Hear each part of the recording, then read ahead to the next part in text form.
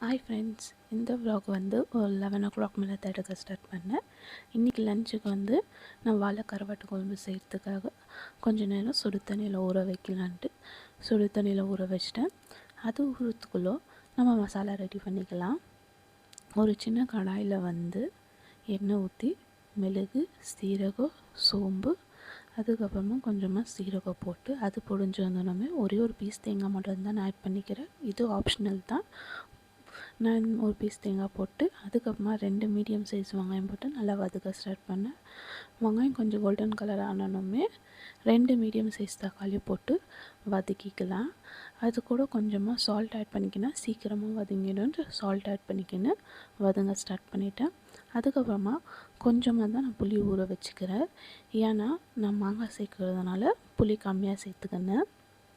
புளி ஊற வச்சோன்னா இந்த பக்கம் வதங்கி முடிஞ்சிச்சு. அதை எடுத்து ஒரு பக்கம் ஆறட்டோன்ட்டு வச்சுட்டு இருந்தேன்.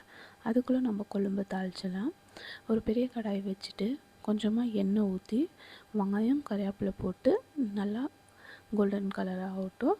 அதுக்கப்புறமா இஞ்சி பூண்டு பேஸ்ட்டு போட்டு பச்சை வாசனை போகிற மட்டும் வதக்கி எடுத்துக்கணும்.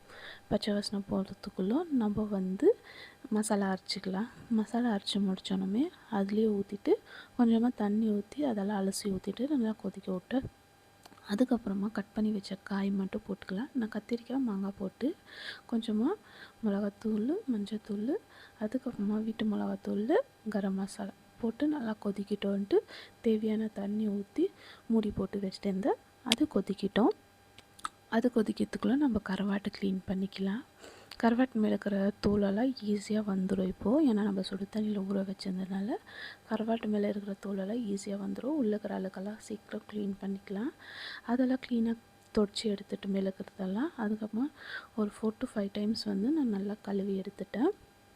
ஏன்னா கருவாட்டில் ரொம்ப மண் இருக்கும், அதனால நிறையா வாட்டிக்கும் கழுவி எடுத்துக்கலாம்.